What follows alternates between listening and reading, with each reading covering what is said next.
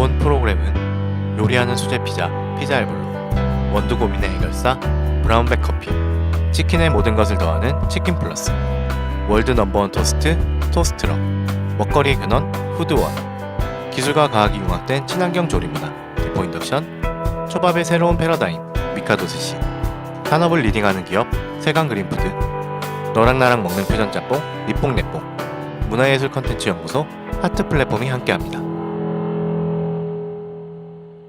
브랜딩 관련된 포럼을 한번 열고 10월에 두 번 포럼을 열면 10월에는 아마 물류 관련된 포럼 하나가 아마 피자 업종에 있는 분들이 모여서 하는 토크 콘서트 형태 포럼까지 하면 56회차인가요? 55회차로 이제 저희 3년차 포럼이 마무리하고 제가 공지해드린 것처럼 11월, 12월 달에 저희 이제 포럼이 3년이 됐어요 벌써. 그래서 내부 정비를 해서 내년에 새로운 포맷으로 좀 재밌게 더 구상을 해서 이제 돌아올 예정입니다. 근데 9월 아까 지금 PM님 있으신데 저희가 여러 프로젝트들이 있잖아요. 근데 프로젝트가 올해 한 것들이 이제 브런칭하고 웹앱 이렇게 정도가 잘 진행이 되고 있는데 이제 컨퍼런스라는 프로젝트를 저희가 부랴부랴 하게 됐어요. 원래 계획은 한 11월 이 정도 예상을 했었는데 이 핀텍스에서 창업박람회 기간 동안에 그쪽과 같이 코업으로 하면 더 좋지 않을까 해서 제안을 이제 받아서 그 행사장 기간 동안에 해요. 창업박람회 기간 동안에. 그래서 아까 제가 좀 약간 하게 얼리버드 그 홍보를 드렸는데 9월 14일부터 16일까지 금토일 3일간 하는데 14일, 15일은 6명의 연사들이 와서 릴레이 강연을 하고 16일은 저희 공유FC에서 하고 있는 프랜차이즈 IR이라는 프로젝트, 그러니까 그거랑 브런칭이라는 팟캐스트 이 두 개를 그 16일 기간에 해요. 그래서 브런칭은 이제 두끼 떡볶이라는 회사의 대표님과 그다음에 이거 반갑더라고요. 스트라이크 존 서비스 프랜차이즈는 저희가 많이 없잖아요. 어울리는 분들 중에 스트라이크 존 김효관 대표님이 오시고요. 예. 유딩 콘텐츠라는 회사고 프랜차이즈 IR도 인기가 많아서 10개 기업이 참여를 하셔서 15분씩 10개 기업이 계속 IR을 합니다. 네. 여기서 홍보 발표를 하는 거죠. 그리고 제일 관심 있어 하시는 게 이제 14일, 15일 양일간 열리는 세미나인데요. 저희가 이번에 2018 공유 프랜차이즈 컨퍼런스라는 타이틀을 달고 부주제로는 이제 위드라는 그러니까 좀 프랜차이즈가 이제 좀 왕따당하지 말고 같이 가자 이런 의미로 했고요. 그래서 뭐 거창하게 뭐 여러 가지 키워드를 뽑아서 주제를 잡았는데 그런 생략을 하고 요번에 포인트는 전통적인 프랜차이즈업의 새로운 대안적인 어떤 시사점을 줄 수 있는 그런 카테고리로 주제로 구성을 했어요. 그래서 호텔 공간 프랜차이즈를 하고 있는 여기어때랑 야놀자 그 CMO들이 나와서 이제 양일간 14, 15 이렇게 병렬적으로 강연을 하고 두 번째 세션은 로컬 크리에이티브라고 해서 로컬 기반의 사업을 하고 있는 대표적인 회사들 물론 그 회사도 언젠가 프랜차이즈 할 것 같긴 한데 이미 조금 하고도 있고 카페 진정성이라는 일산에서 시작한 되게 유명한 카페 브랜드 요새 핫하죠 진정성 그리고 그 다음날은 프리츠 컴퍼니 거기에 또 CMO나 이런 분들이 오시고요. 이제 런치는 도시락을 드려요. 2만원짜리 이렇게 드시면 되고 그 다음에는 파인다이닝 주제로 해서 이제 미슐랭 가이드를 받은 셰프 두 분이 이제 양일간 오세요. 라미띠에라는 거는 아마 많이 알려지는데 몇 분 하는 거예요? 전 코리아의 이제 김상덕 셰프 이두 분이 오셔서 파인다이닝은 또 어떤 건지 이런 걸 설명하고요. 그 다음에 이제 또 신기한 기업들이 와요. 하나가 공유 키친 사업을 하고 있는 실프 프로젝트라는 회사인데 최근에 한 50억 정도 투자를 받은 회사인데 공유 키친이라는 비즈니스 모델이 이제 미국이나 이런 데서 많이 정착화되어 있는데 아직 우리나라에는 이제 활성화가 이제 막 시작됐거든요. 그 회사는 어떤 비즈니스를 꿈꾸고 어떻게 투자를 받았는지 투자 앤 미래라는 카테고리로 발표를 하고요. 그 다음 날에는 여러분 다 많이 아실 건데 오버 더 디시라는 셀렉트 다이닝 컨셉으로 또 역시 몇십억 극백 투자를 받는 이제 그 OTD 회사의 이제 CFO가 와서 강연을 하고요. 그 다음에 그 다음 시간대는 직영체인. 저희는 가맹 사업만 하잖아요. 그래서 직영체인은 어떻게 운영하는지 궁금하실 것 같아서 메일 유업의 폴바셋 그 이야기를 해주실 수 있는 이사님이 오시고 다음 날에는 매드포 관리로 이제 운영을 했던 써레푸드의 브랜드 관련 팀장님 오셔서 강의를 합니다. 그리고 마지막 실서는 테크라는 카테고리로 알밤이라는 그 직원 관리 앱으로 4,000개 지역에 서비스하고 기업에 서비스하고 있는 그 회사가 와서 앱으로 직원 관리랑 인건비 관리 이런 걸 어떻게 하는지, 출퇴근 관리 이런 거 어떻게 하는지 그런 서비스 소개를 하고, 그다음에 그 다음 날에는 조이 코퍼레이션이라고 아마 리테일 쪽에 일하시는 분도 아는데 고객의 이동 동선을 이제 통행량이나 동선을 이제 뭐라 그러죠? 신호로 받아서 그걸 리포팅하는 거예요. 그래서 이제 백화점이나 마트나 이런 데서 많이 쓰고 있는 서비스예요. 그 회사도 역시 몇백억 투자를 몇십억 투자를 받은 되게 핫한 이제 회사들입니다. 그래서 6개 기업들이 릴레이 강연을 하고 원데이 티켓은 도시락 포함해서 6만 원이고 투데이 양일간 듣는 티켓은 11만 원이에요. 그러니까 지금 말씀드리고 싶은 거는요, 똠도이에요. 지금 이 구조는. 이런 라인업을 가지고 이런 행사를 하는 거는 저 가운데 디포 인덕션 같은 회사들이 있기 때문에 이루어지는 거고요. 그날 협찬사도 한 20개 가까운 협찬사가 협찬해줘요. 그래서 뭐 럭키 드로우나 아니면 기념품으로 엄청나게 이렇게 가져가실 수 있고, 그걸로도 10만 원이 넘어요. 이렇게 들고 나가시는 것만. 양일간. 그러니까 되게 큰 행사고, 부스도 저희가 협찬사들한테 부스도 제공을 했어요. 그래서 4개 기업 부스를 제공했는데 디포가 들어오시죠? 아닌가요? 맞아요? 왜 대표님 모르시죠? 네, 저희가 에코백을 한다고. 네. 신청했습니다. 아, 매일 신청했어요? 협찬해주신 디포 같은 좋은 기업의 부스를 행사장 앞에 네 곳에 하나씩 드렸어요. 아, 땡큐. 후드원이랑 베러덴 와플에서 직접 와서 와플도 두고, 또 브라운백 또 커피 케이터링을 직접 부스에서 해서 4개 기업이 세미나장 앞에 이렇게 있을 예정을 해요. 그래서 되게 축제고, 우리 쪽 사이드에서는 협회나 공공기관이 주체가 아니라 민간의 그냥 자발적인 종사자들이 꾸린 되게 큰 행사라서 되게 의미가 있고, 저랑 이 PM님이 특히나, 저는 뺄게요. PM님이 특히나 고생을 많이 하셨어요. 거의 아마 이게 본업처럼 일을 하셨고, 저도 제 일을 하나도 못했어요. 근 2달간. 이런 거 섭외하고 이렇게 하고, 또 많이 이렇게 바뀌기도 하고 이래서 이 정신 없었는데, 중요한 행사라 중요한 분도 모시고 너무 길게 광고를 했습니다. 일단 그러면은 행사는 저희가 9시쯤에 쉬는 시간에 이제 디자이너가 지금 저희 강연 못 듣고 아마 수정을 할 건데, 수정한 다음에 바로 얼리 티켓을 릴리즈 할 거예요. 그러면은 의심하지 마시고 신청하시기 바랍니다. 100명에 들기 어려울 거예요, 이번에는. 그래서 예, 그건 부탁드리고요. 네, 그리고 그러면 큰 박수로 저희 준비 다 된 거죠? 네, 그러면 큰 박수로 허진수 대표님을 모시겠습니다. 반갑습니다. 늦은 시간에 이렇게 멀리 와주신 여러분 감사합니다. 과거보다는 저희 공유FC 포럼이 조금 슬로우한 것처럼 보이기는 해요. 그런데 여기서 얻어갈 수 있는 것은 과거에 한 100배를 가져가 보도록 하겠습니다. 저희 프랜차이즈가 외식 쪽이 더 많기 때문에 일단은 제가 한 기회를 얻지 않았나 생각을 하고 있고요. 그 다음에 저희 산업을 보면 저희 크게 외식 산업에 속해 있고, 그리고 외식업에 들어가겠죠. 외식업은 뭐 맛집서부터 다양한 외식업들이 존재합니다. 그 안에 우린 또 외식 프랜차이즈에 들어가죠. 그리고 우리를 위협하고 있는 편의점의 주방, 이렇게 해서 점점 주방의 크기들이 작아지고 있습니다.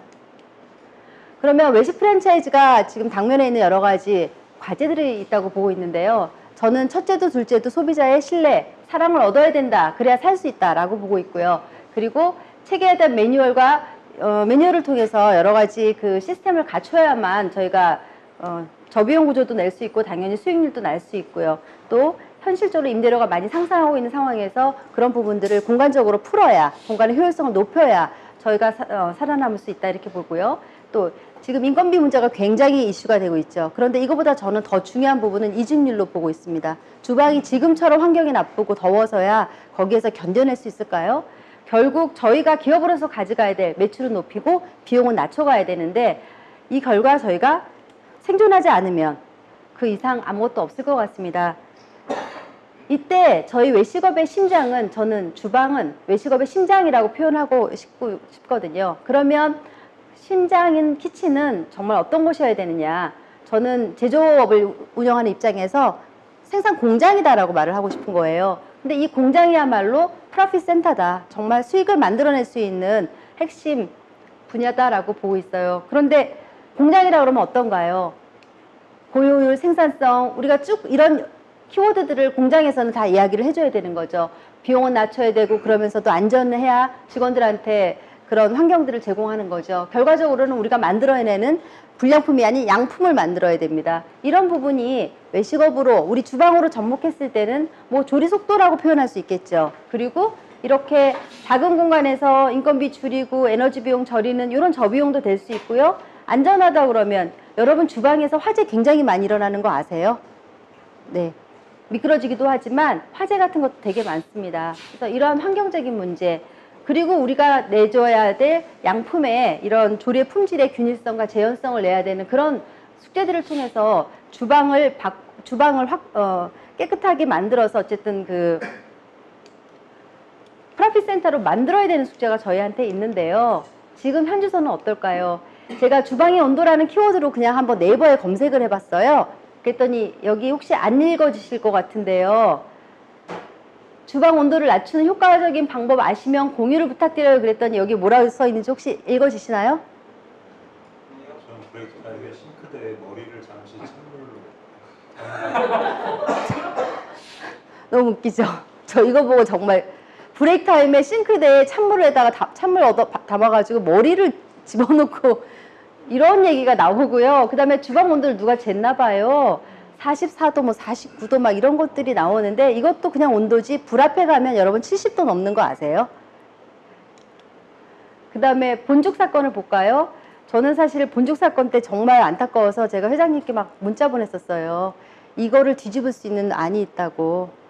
주방 오픈하시고요. 정말로 그 카페 같은 주방 만드시고요. 그걸로 다시 수익 만드실 수 있다고. 그런 제가 막 문자도 보냈었어요. 그 다음에 여러분 이분이 하시는 얘기도 많이 들어보셨을 것 같습니다. 예. 자, 이렇게 주방의 지금 현재 주소는요. 너무 뜨겁고요. 그 다음에 유해가스가 굉장히 많습니다. 유증기도 너무 많아서 조리하고 집에 가시는 분들이 뭐 눈에 기름이 끼고 코에 기름이 한가득 뭐 이런 얘기 되게 많이 하세요. 그리고 임대료가 자꾸 높아지니까 주방 공간을 자꾸 줄이죠. 예. 그리고 후드는 어쩔 수 없이 가스에 폐열에 다 빼야 되니까 굉장히 소음이 큽니다. 이런 것들이 실은 일하시는 분들의 그 정신 상태도 굉장히 안 좋아요. 그리고 계속 물을 뿌리잖아요. 이러니까 드라이키친 할 수 없으니까 결국 균에 자유롭지 못한 겁니다. 그리고 가스배관으로 쭉 묶어지니까 여러분들이 메뉴를 바꾸건 어떤 뭐 변동 상황이 생겼을 때 이거 동선을 재배치할 수가 없어요. 결국 주방의 환경은 그냥 한마디로 3D 이렇게 말할 수밖에 없고요. 그러면 숙련된 조리종사원들이 여러 가지 이유로 해서 자꾸 떠나지는 그런 상황들이 발생합니다. 그러다 보니까 정말 외식업이 너무너무 봉사하는 좋은 산업임에도 불구하고 실제로 근로자들한테는 정말 좋지 않은, 그리고 소비자들한테는 주방을 통한 불신이 너무 많은 게 현실입니다. 저는 이러한 외식업 프랜차이즈에 있어서 솔루션을 주방에서부터 찾아봐야 된다고 생각을 했습니다. 그리고 지금 제가 프랜차이즈 쪽으로만 한정지어서 설명을 하고 있는 건 여기가 프랜차이즈 포럼이라서 그런 거고요. 실제로 디포가 하고 있는 건 조금 더 다른, 더 넓은 영역이긴 해요. 여기에 제가 디포가 이제 전기주방이라는 개념을 제안을 해온 지가 18년째입니다. 그리고 지금은 어떤 인덕션 테크놀로지만을 주장하는 게 아니라 그 이상을 넘어선 실질적인 솔루션과 그리고 앞으로 가야 될 인사이트들을 여러분과 공유를 하고 싶었습니다. 일단은 인덕션이 뭔지부터 조금은 알아야 되니까, 제가 인덕션을 자꾸 주장하는 이유는 제가 약사로서 12년을 근무했고 과학을 공부했던 사람으로서 가장 효율이 높았고 가장 반응 속도도 좋았고 가장 모든 면에서 좋았던 여론이기 때문이지, 인덕션을 제가 하기 때문에 주장하는 것은 절대 아닙니다. 제가 그렇게 편협한 사람은 아니에요, 여러분. 네. 보시는 것처럼 이 프라이팬을 저희가 반을 잘라서요, 이쪽은 익었고 이쪽은 익지 않았어요. 여러분, 이 하얀 흰자와 노른자의 익는 온도를 아시는 분 계세요? 자, 손 들어주세요. 노른자 몇 도? 흰자 몇 도? 100도 아니에요. 100도 미만입니다. 제 기억에는 얘가 68도, 얘가 72도였던 것 같아요. 정확하진 않지만. 예. 이 이야기는 뭐냐면 이 주변의 온도가 정말로 낮으니까 에그가 아무 이상 없이 이렇게 돼 있는 거죠. 예. 이거는 원리를 알면 그 다음에 응용력이 높으니까 우리 이 얘기를 해보는 겁니다. 일단 이걸 보여줬을 때도 얘가 가스 써요 이러시는 분들이 가끔 계셔서 저를 황당하게 했었습니다. 그간에. 얘는 전기입니다.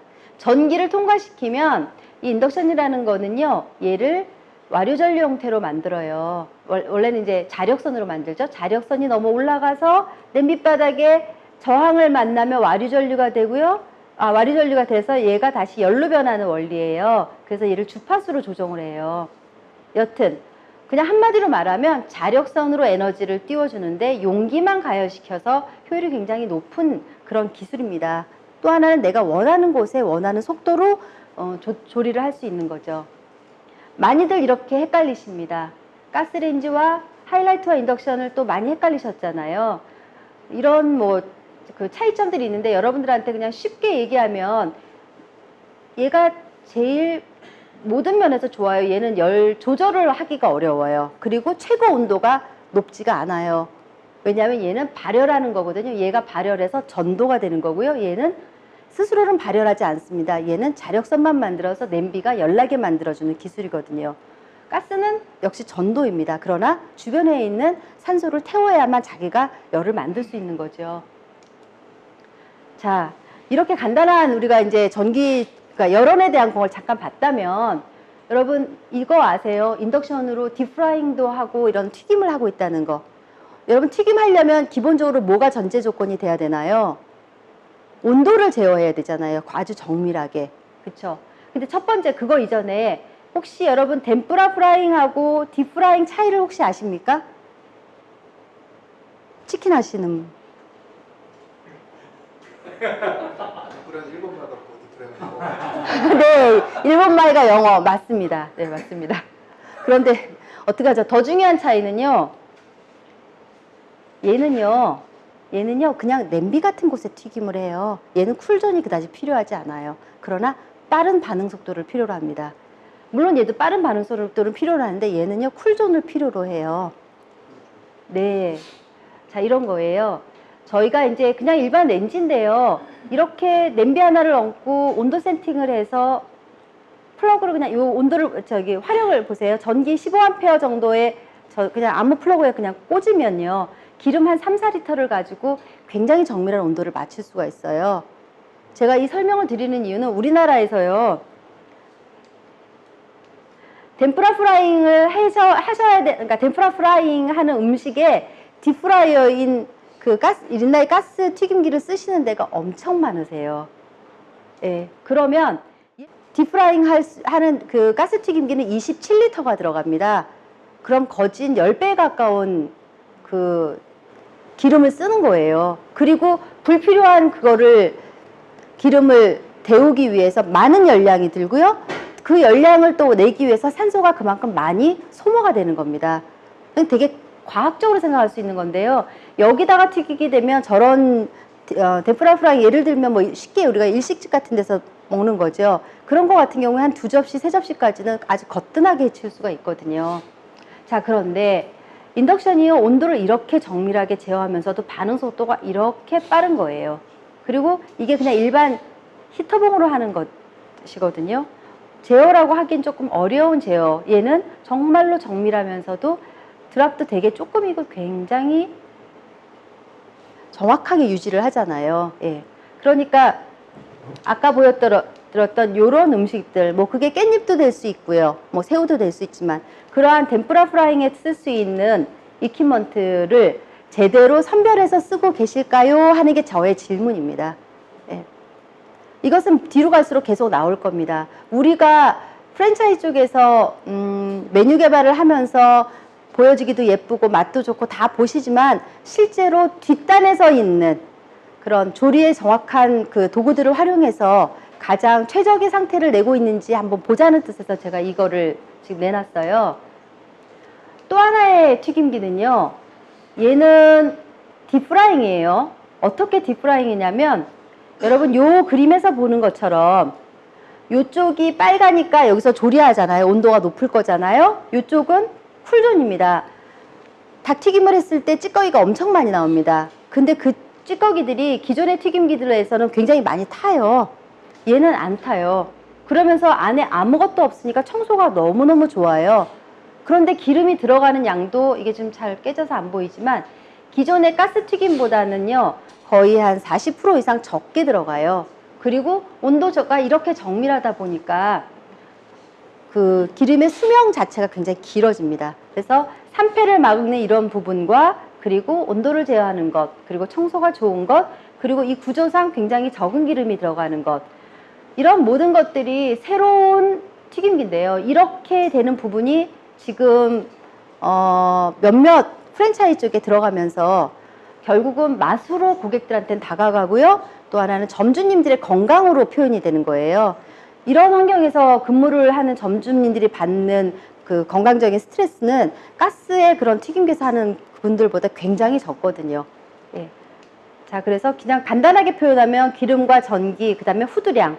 여러분 다 배기를 시키느라고 후드를 하잖아요. 후드 버튼을 확 누르니까 제가 3월에 느꼈어요. 갑자기 확 추워져요. 예. 그렇게 많은 후드를 쓰지 않아도 되거든요. 근데 주방에서 전기를 가장 많이 쓰는 것 중에 하나가 후드예요. 왜냐하면 그건 장시간 계속 틀고 있어서 모터가 받는 부하가 있어요. 그 모터가 받는 부하는 시간도 있지만 온도도 있어요. 가스에서 나오는 폐열을 갖다 뽑아내는 그 열은, 온도는 그 후드의 모터들의 수명을 굉장히 단축시킵니다. 그리고 거기에 섞여 있는 유중들, 기름들이 또 수명을 굉장히 많이 단축시켜요. 이래서 전반적인 환경들에 사람만이 아니라 기계 환경에도 되게 악영향을 많이 주게 되어 있습니다. 그리고 결과물인 튀김물에 육즙이 굉장히 살아있는데요. 예를 들면 이래요. 닭다리를 쭉 이제 먹으려고 찢으면요. 국물이 뚝 떨어지는 치킨이에요. 그런데 되게 크리스피한 거죠. 그 이유는 이거는 특징적으로 측면 가열을 하기 때문에요. 열원이 발열하는 공간이 되게 넓어요.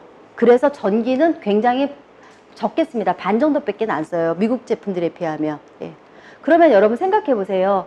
이런 인덕션 딥프라잉이 튀김기가 있어요. 측면 가열로 하는 이런 게 있어요. 그런데 여러분이 메뉴를 개발할 때 나한테 딥프라이어가 필요한지 아니면 덴프라 프라이어가 필요한지 생각 안 하신 거죠. 또 딥프라이어를 하더라도 정말로 퀄리티가 제대로 나오고 그 다음에 비용도 문제인데요. 지금 여기 보이는 것처럼 이런 것들은 결국은 소비자한테 리턴 오브 인베스트 ROI의 기간을 6개월 내지 1년이면 끝나게 해줍니다. 결국 이 제품들이 소비자한테 공짜가 되는 거예요. 과연 이런 것까지 계산을 하고 있는가? 근데 프랜차이즈는 정말 쩐뛰기 해야 된단 말이에요. 지금 앞으로 점점 그렇게 되거든요. 되게 많은 부분들을 고민을 하셨으면 하는 측면에서 이거 설명드리고요. 자, 여러분 이거 아세요? 이렇게 이게 이제 결과물들을 제가 이 냉동 감자 튀김이 사실은 프랜차이즈 쪽에서는 닭튀김보다 여러분 훨씬 더 수익을 높여주는 거 아세요? 맥도날드의 수입은 닭이 아니에요. 감자튀김이에요. 근데 그분들한테 제일 중요한 건 뭐냐면 얘를 튀겨서 바로 냈을 때 소비자가 맛있다 그거 아니에요. 10분이 지났을 때 얘를 버리지 않아도 되느냐가 더 중요한 거예요. 예. 왜냐하면 10분 지나면 벌써 눅눅해지고요. 그 퀄리티가 아니라서 버리게 되는데 그게 연장이 될 수 있으면 또 거기서도 비용을 세이브한다고 이렇게 보는 게 맥도날드 입장이었어요. 그러면 우리는 어떤가요? 다른 것도 더 따져야 되잖아요.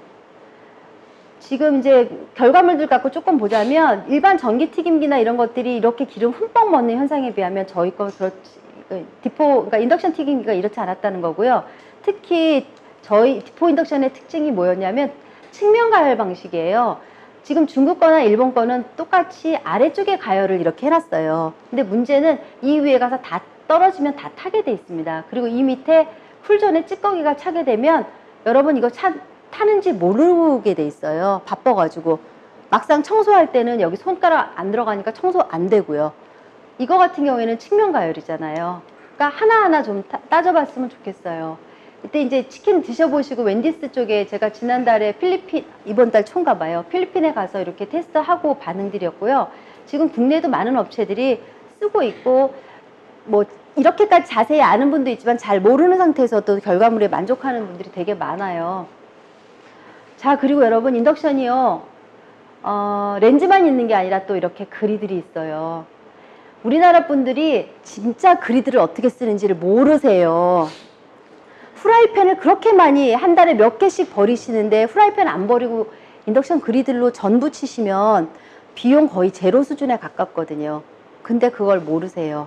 이렇게 큰 것만 있는 게 아니라 되게 작은 것들도 있어요. 플러그 하나씩 꼽는 거. 예. 자, 이게 뭐가 다르냐.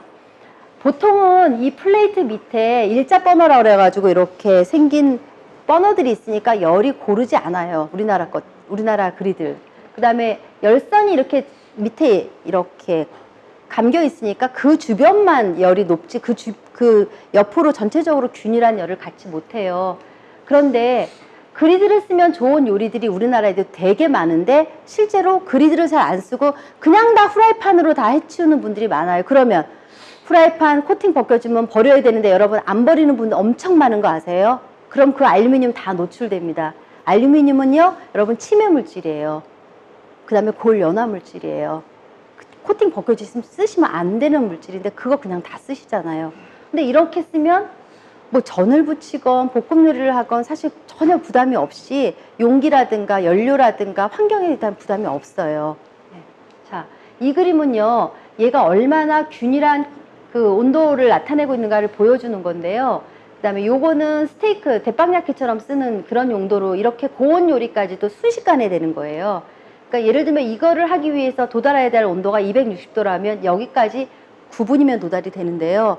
일반적으로 가스로 만든 그리들은 30분 이상 걸려요. 그러니까 우리나라 사람들이 성질이 급해서 그냥 프라이팬 쓰는 거예요. 근데 이런 온도들은요 한 4분, 5분이면 도달해요. 그리고 안 쓸 때는요 뭐 한 7, 80도로 내려놓죠. 그리고 다시 쓸 때 내 필요한 온도로 올리면 불과 2, 3분이면 준비할 때 가는 거예요. 온도가 올라가는 거예요. 그러니까 이퀴먼트의 특성을 잘 알면 주방의 퍼포먼스에 그다음에 비용, 수익에 정말 굉장한 영향을 줄 수가 있는 겁니다. 실제로 지금 많이 쓰는데 여러분이 알고 계시는, 여러분이 애정하시는 토스트럭에서 저희 거 쓰시면서도 굉장히 만족을 하고 있습니다. 저희 거 표현하기 조금 죄송하기는 한데, 그래서 이게 온더보드 같은 데는요, 여러분 그 플랫브레드라고요. 그거를 다시 이렇게 데우게도 쓰고, 그 다음에 원 반죽에서 새로 굽는 데도 쓸 수 있거든요. 멕시칸 푸드 쪽에서요. 아직 우리나라가 전 세계의 그런 다양한 음식이 많이 보편화되지 않은 거긴 한데, 저 같은 경우에는 되게 다양한 나라들의 다양한 고객들을 만나서 하다 보니까 이제 이런 부분에 있어서 더 많이 눈에 띄어서 여러분한테 얘기를 하게 된 것 같습니다. 그리고 이게 또 청소도 간편하고 되게 좋은 점이 되게 많아요. 그 다음에 이런 이퀴먼트가 있다는 것도 좀 알고 활용해 주시고요. 그 다음에 예를 들면 이 동영상 잠깐 볼까요? 지금 요거는 이제 학교에서 계란 지단을 붙이시려고 했던 건데요. 보시는 것처럼 굉장히 그 색깔이 균일하잖아요. 그리고 엄청 편해요. 그냥 이렇게 쭉 한번 부어갖고 쭉 금방 돼가지고 이게 지금 저희가 PDF로 이걸 전환을 해가지고 동영상이 잘 안 되는 것 같아요. 다시 그냥 앞으로 갑시다.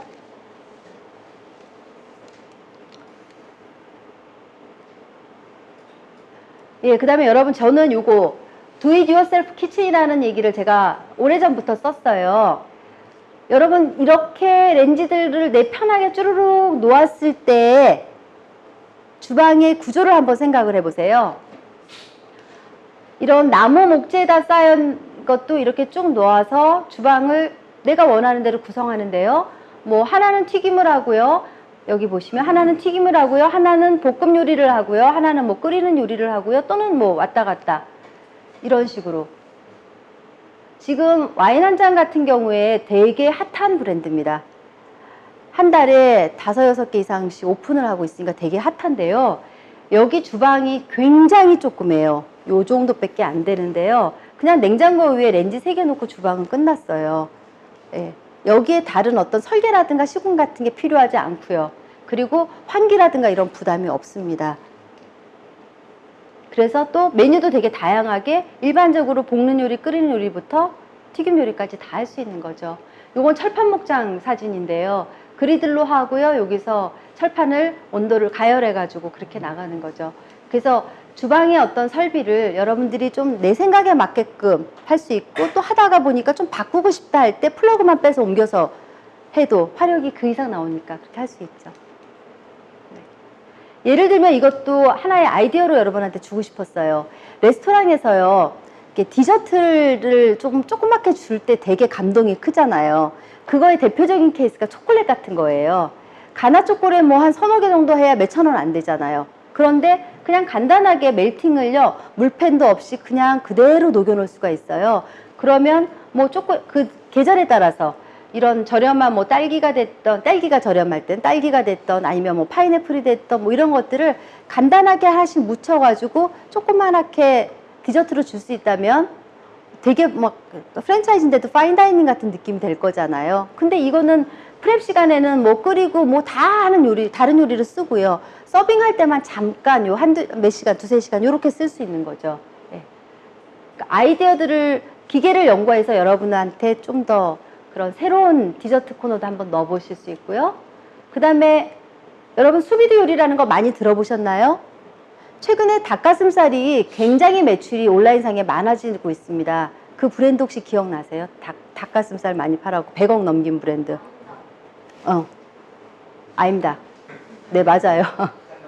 예를 들면 그렇게 퍽퍽한 부위를요, 수비드 요리를 합니다. 그것도 공장에서 수비드를 해서요, 그 다음에 냉동을 시켜가지고 세틀라이트 키친이죠. 일반 그 프랜차이즈 쪽으로 배송을 하고요. 그걸 냉동으로 보관한 상태에서 다시 리서머라이즈 할 수도 있습니다. 다시 재가열할 때 온도가 되게 중요합니다.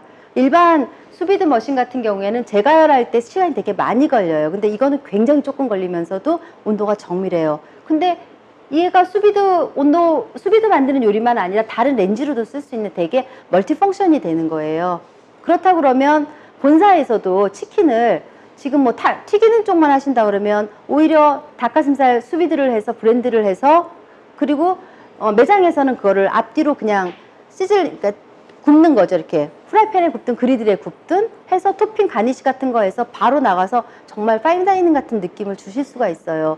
그리고 또 매장에서 그것째로 냉동된 걸로 그냥 샵인샵으로 판매하실 수도 있는 거죠. 예. 먹고 가져갈 수 있는 거가 전 앞으로 가야 될 것 같아요, 샵에서. 그런데 이렇게 뭔가 활용할 수 있는 것들을 좀 더 쉽게 뭐 수비드 머신 400만 원짜리 사는 이거 렌즈 하나인데 얘가 수비드도 할 수 있고 튀김도 할 수 있고 다 할 수 있는 거잖아요. 이렇게 한번 찾아보시면 정말 좋지 않을까 싶은 거예요. 자, 그 다음에 여러분 이것도 아세요? 프로그램 쿠킹이라는 게 있어요. 예를 들면 지금 원앤원에서 족발을 삶거나 보쌈을 하실 때는 1번 족발, 2번 보쌈 이런 식으로 가는 거죠. 파스타를 할 때는 뭐 1번, 뭐 그 다음에 리조또를 할 때는 3번, 뭐 2인분을 할 때는 뭐 2번, 4인분을 할 때는 뭐 4번 이런 식으로 그 메뉴에 맞게끔 프로그램을 여기다 입력할 수 있습니다. 그러면 이런 낮은 렌지나 또는 이런 작은 버너 또는 여러 가지 있는 뭐 3구, 4구, 다구 버너 이런 쪽에 레시피를 넣게 되면요, 이거 하나가 프랜차이즈 본사의 지적 자산이 되는 겁니다.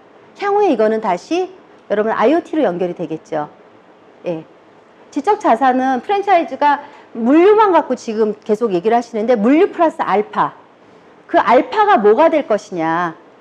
그 다음에 일반 고객이 하기 어려운 부분을 되게 쉽게 할 수 있는 거. 그러려면 재료만 갖고는 안 되고요. 재료를 구현할 수 있는 기계를 여러분들이 연구를 하셔야 된다. 이런 생각입니다.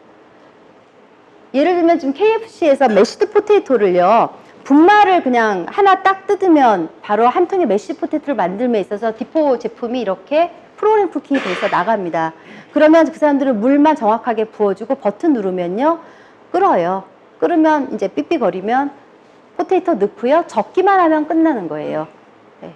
메뉴가 이런 식으로 가면 숙련된 기술자가 조리사가 필요도 없지만 또 누가 금방 이직을 하거나 이럴 때도 대체가 쉬워지겠죠.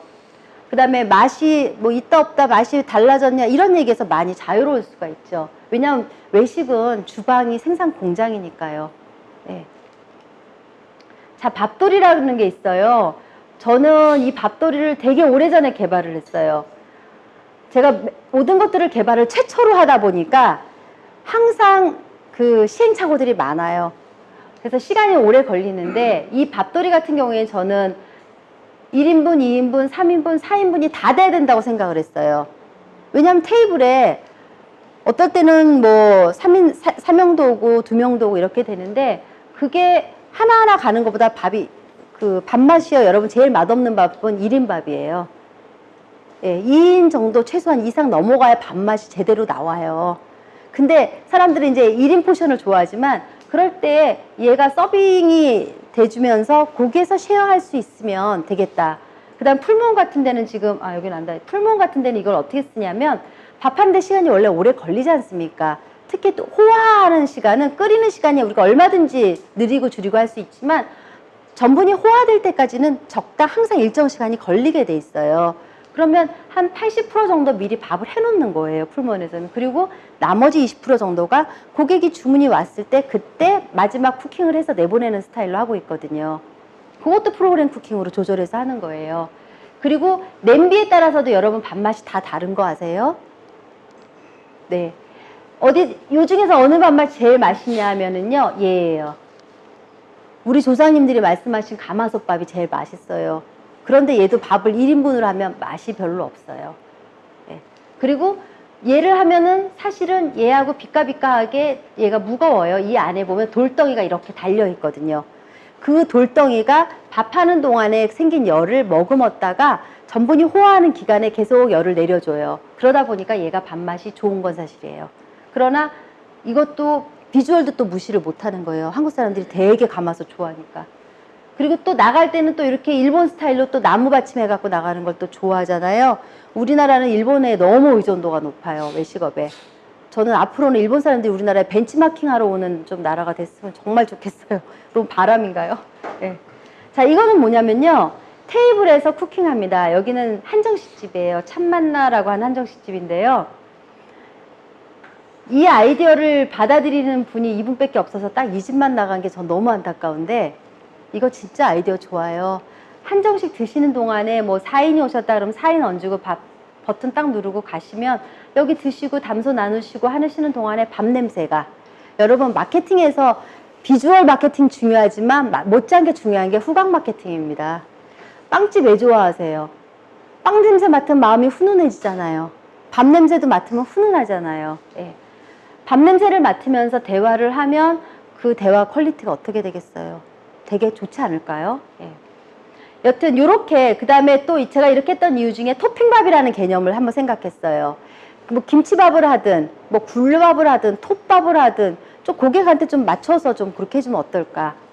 아이디어들은 되게 많습니다. 이렇게. 자, 요것도 동영상인데 뭐 넘어갈 것 같아요.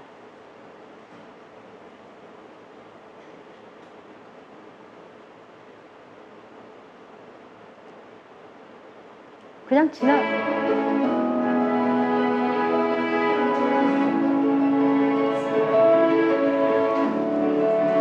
제가 이거 김치밥을 한번 해본다고요. 해봤어요. 근데 제가 푸드 스타일리스트가 아니다 보니까 이쁘진 않더라고요. 근데 여러분 밥알이 살아있는 걸 잘 보세요. 밥맛의 그 평가는요. 이 완성립이 얼마나 있느냐로 평가합니다. 얘가 인덕션이니까 IH 밥솥일 거잖아요. 예. 원래로 넘겨주세요. 네. 보시고요.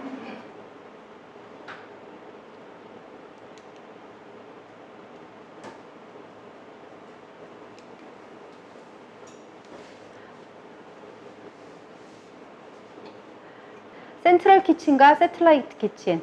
이게 이제 공장 같은 개념이고요. 요게 이제 프랜차이즈 주방 같은 개념이에요.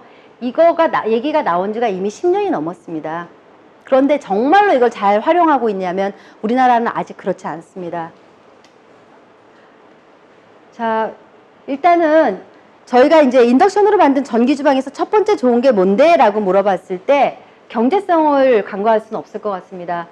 일단 절반 이상의 에너지 비용을 절약하실 수 있고요. 그 다음에 LPG를 대비하면 70% 이상의 그걸 절약을 하지만 히든 코스트의 전략이 굉장히 많습니다. 냉난방비에 대한 절감, 환기, 그 다음에 안전에 대한 부분들, 그 다음에 사람에 대한 부분들, 그 다음에 스페이스에 대한 부분들, 그런 추가적인 전략들이 굉장히 많습니다. 이건 센트럴 키친의 모습을 좀 보여주고는 있는데요. 센트럴 키친은 조금 네, 이렇게도 될 수, 예. 지금 이거 센트럴 키친이라기보다는요, 좀 큰 주방에 속한다고 좀 보이고 싶네요. 센트럴 키친은 이거보다 좀 더 공장스럽기는 해요. 근데 센트럴 키친 제가 나중에 매니지먼트 시스템을 가지고 좀 보여드릴게요. 이거는 새틀라이트 키친 중에서 특별히 후드를 설치할 수 없는 곳에 모바일 쿠킹 시스템 또는 벤틀리스 후드 시스템이라고 하는 것입니다. 여러분 지금 이제 공기에 대한 문제가 굉장히 이슈고요. 앞으로는 이슈가 더 됩니다. 그리고 점점 몰링 현상이 점점 강화되고 있죠. 몰이나 이런 데들은 후드를 빼기 어려운 곳들이 많고요. 후드를 하려면 돈이 어마어마하게 드는 곳도 많습니다. 그런 경우에 일단 가스를 쓰면은 뭘해도 이거를 이렇게 벤틀리스 후드 시스템은 만들 수가 없고요. 거기 유해가스가 포함이 돼 있기 때문에 일단 전기 주방으로 했을 때 가능한 얘기입니다. 여기에다가 이렇게 안에 이제 정화 장치들이 필터가 전부 다 내장이 돼 있는 거예요. 저는 요걸 싹 빼고 완전히 튀김기로 놓은 것도 지금 다 만들어 놨어요. 그것은 이런 몰 같은 데 쓰기 위해서도 그렇지만 점주님들의 건강이 이슈가 될 겁니다. 튀김 체인점들이 어느 날에는 분명히 유증 때문에 그 점주님들의 고지혈증이라든가 이런 질환하고 연계돼서 분명히 문제 삼는 날이 올 겁니다. 제가 약사거든요. 그 고지혈증 문제가 그 생각보다 굉장히 심각합니다. 네. 그리고 뭐 다양한 이런 사용 사례들을 갖고 있어요. 그러니까 프론트 쿠킹 시스템이죠. 고객 앞에서 조리하는 것들, 뭐 뷔페 뭐 이런 것들 많고요. 그 다음에 뭐 간떼기 시스템 같은 거 여러분 지금 뭐 뚝배기로 또 많이 쓰지만 이렇게 주방을 가스로, 인덕션으로 해서도 많이 쓸 수 있습니다. 요거는 아마도 평화옥 같아요. 인천공항에. 공항이나 이런 데들은 가스를 못 쓰게 하니까 대부분은 다 이런 시스템인데 이런 시스템이 그렇게 가스를 못 쓰게 하는 데서부터 하다가 나중에는 더 좋아서 점점 번져서 그 일반 매장으로 지금 넘어가 온 게 저희예요. 그리고 휴게소 같은 경우에 작년, 올해 굉장히 많이 인덕션으로 바꿨습니다. 여러분들이 이런 이제 다중 이용 시설에 입점할 수 있는 기회들을 찾기 위해서도 주방 시설은 좀 바꾸셔야 되고요. 그 다음에 해외 진출을 하실 때도 바꾸셔야 됩니다. 제가 해외 파트너들이 되게 많아요. 그분들이 다 하는 말이 왜 한국 프랜차이즈는 여기 나와서 이렇게 다 힘을 못 쓰냐라는 얘기들을 많이 하고 그 한 가지 이유로 다른 것도 많아요. 첫째는 로컬라이즈를 못하는 게 첫 번째입니다. 불고기 브라더스도 로컬라이즈에 실패한 케이스고요. 다른 브랜드들도 많이 그런데 두 번째로 짚는 것은 주방 시스템입니다. 주방 시스템이 동남아의 그런 우리보다 못 사는 나라 같이 보이는 뭐 필리핀, 베트남 이런 데보다도 한국 시스템이 더 훨씬 열악합니다. 그거가 개선이 안 되는 한 외국에 못 나가세요. 네. 이렇게 롯데 뭐 이런데 뭐 많이 이렇게 쓰고 있죠. 이것도 활용을 한번 볼까요? 면렌지도 인덕션으로 굉장히 좋은 아이템이었는데요. 되게 오래전에 지금도 너무 잘 쓰고 있는 것이긴 한데 이렇게 끓는데 하나도 안 더운 거예요. 이게 이제 라면인데요. 이제 원위치로 가세요. 면이요. 물 끓는 저 화력, 복원력에 따라서 면의 퀄리티가 엄청 달라요. 그래서 정말로 그 신경을 많이 쓰는 데들은 저 복원하는 속도라든가 이런 거 지금 다 따집니다. 그리고 저 부분이 면이 뭐 이렇게 이건 19 해명이라 그래서 그 휴게소 같은 데 이렇게 큰 게 나가요. 그러면 가스로 할 때는 뒤에 꼭 뭐가 붙냐 하면 폐열 회수기 그래가지고요. 찬물 집어넣어서 그게 뜨거운 물 되면 그거 쓴다고 자랑을 하시는데 여러분 폐열을 안 만드는 게 좋은 겁니까? 폐열을 회수하는 게 좋은 겁니까? 폐열을 안 만드는 게 좋은 거예요. 내가 원할 때 원하는 만큼의 에너지를 쓸 수 있는 게 더 좋은 거예요. 네. 그다음에 이렇게 해서 다양한 게 면 요리들을 또 인덕션으로 다 전기 주방으로 하실 수 있고요. 그 다음에 취방기입니다. 이런 거는 이제 주로 학교 쪽에 많이 나가고요. 그 다음에 기업체 급식시설 쪽에 많이 나가는데요. 이거는 보통 후드를 설치하지 않도록 제가 말씀을 드림에도 불구하고 후드가 설치가 된 거예요. 그 다음에 연속 취반이 가능합니다.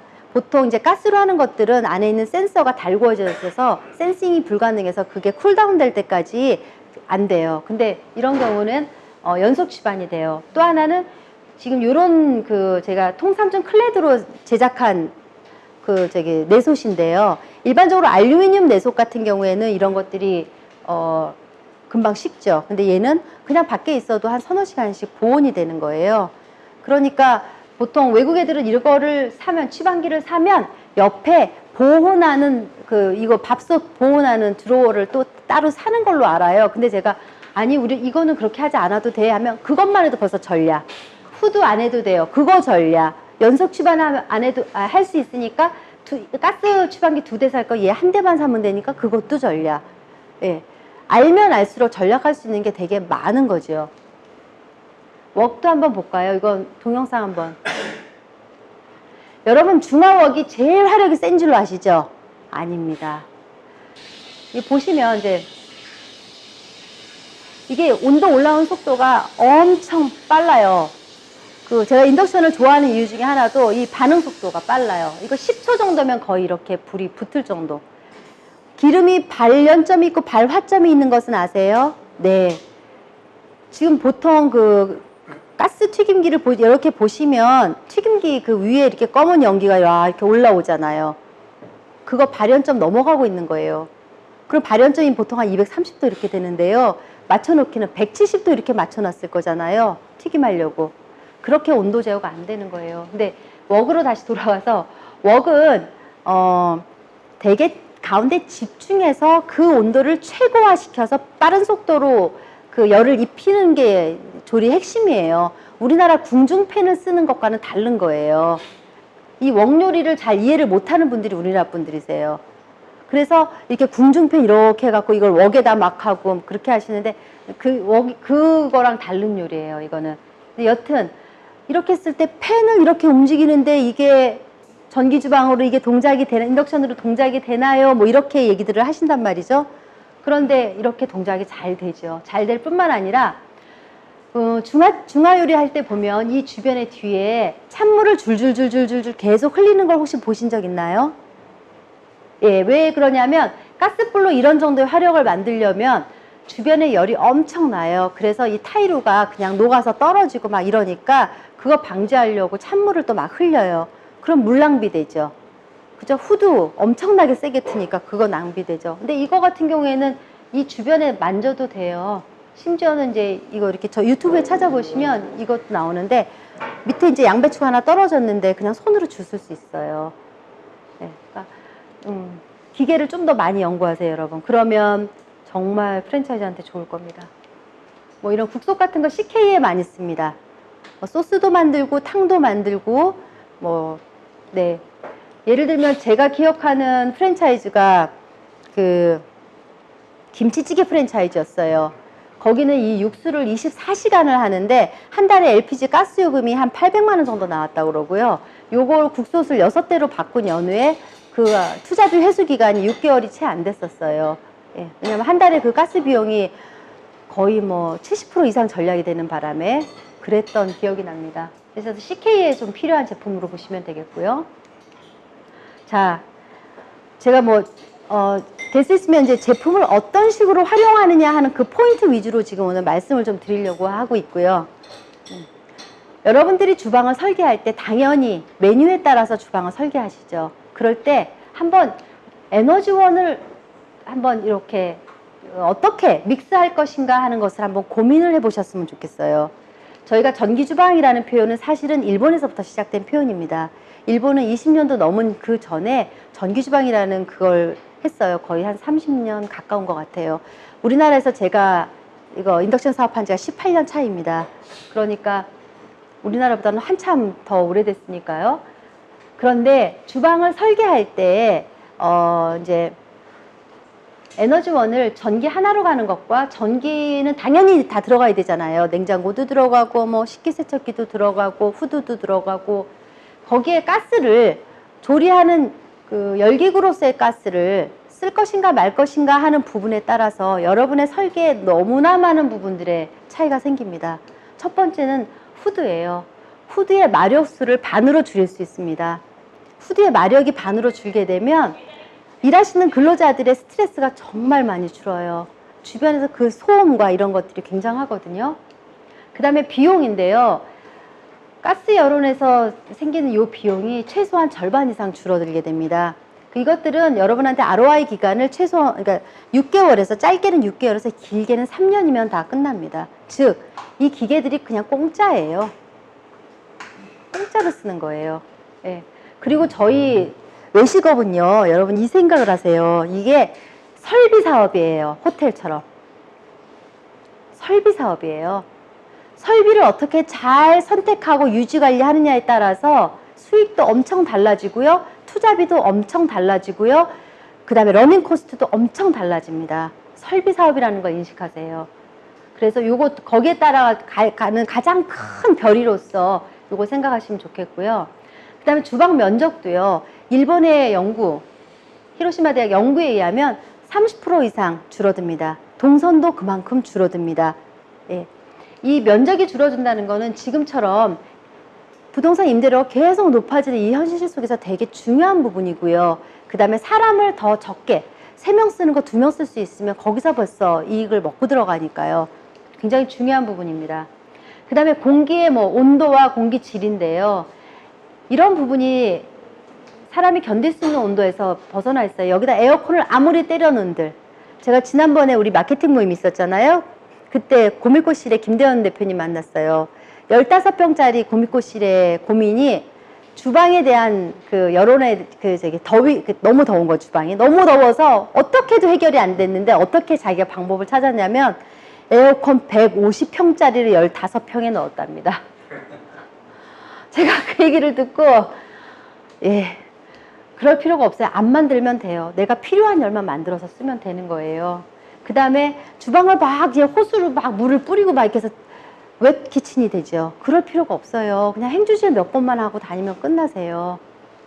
자, 그것의 모든 시작은 주방을 설계할 당시에 내가 여론을, 에너지원을 어떻게 할까라는 생각을 한번 해보는 것에서부터 시작합니다. 그리고 그것은 내 메뉴를 어떻게 하면 전기 쪽으로 다 모아줄 수 있지라고 각각의 제품들을 비교해 보시고 R&D를 해보는 것에서부터 시작을 합니다. 요분 얘기를 한번 들어볼까요? 한 3, 4년 된 분 같아요. 제가 여기 서 있는 사람이 저예요. 소리 좀 키워주세요.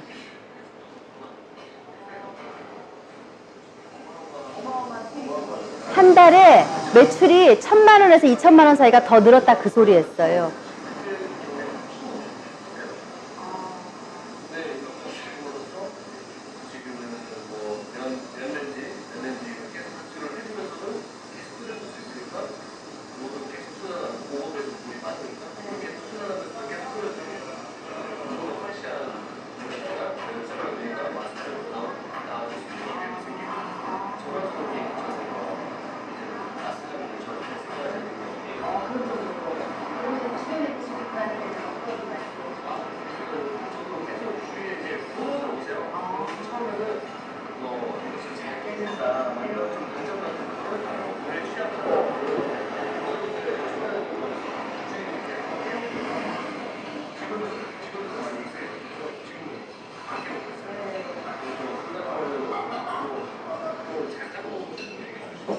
잠깐 멈춰봐요. 세영, 잠깐 멈춰봐. 이게 소리가 소음이 많아서 잘 못 알아들으시는데요. 이분이 이제 처음 얘기한 거는 이게 5평짜리 라멘집이에요. 5평짜리에 주방이 들어가려니까 주방 5평 넣어도 모자라요, 사실은. 그런데 5평에 정말 나 이렇게 조그만한 가게는 처음 봤어요. 근데 이 안에 주방 그 안에 일하는 사람이 3명 있어요.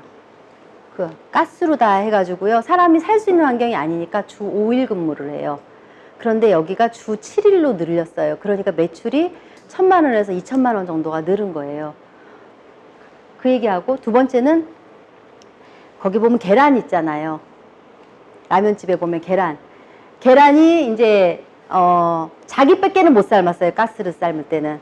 그런데 이걸 하니까 물이 끓기 시작한 다음에 타이머를 눌러요. 그럼 타이머가 8분 30초 있다가 삑 하고 그러면 그만 꺼내면 다 똑같은 퀄리티의 그 반숙란이 나오는 거예요. 그러니까 자기 아닌 다른 사람도 다 할 수 있다. 그리고 이거 한 다음에 자기네 직원들이 전에는 막 쓰러지고 막 그랬었어요. 너무 더워가지고. 네. 근데 이 직원들을, 이 사람은 굉장히 양육을 많이 시키는 사람이었거든요.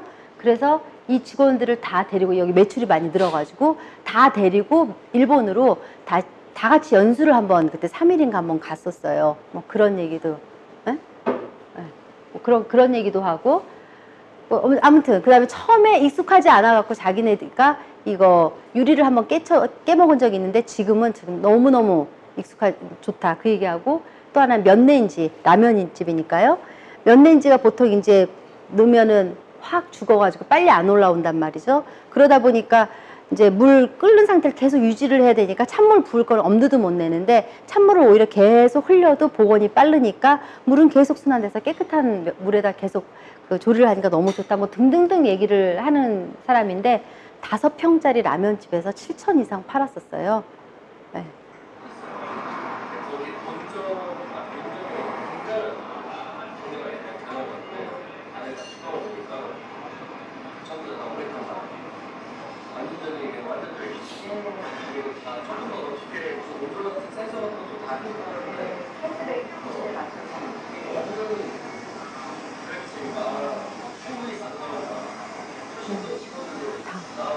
여기까지 하고요. 나중에 보내드려 볼게요. 이분은 치킨더움이라고 한 6년 다 돼 가는데요. 저희 인덕션 튀김기로 튀김을 하면서 저희보다 더 설명을 잘 하시는 분이더라니까요.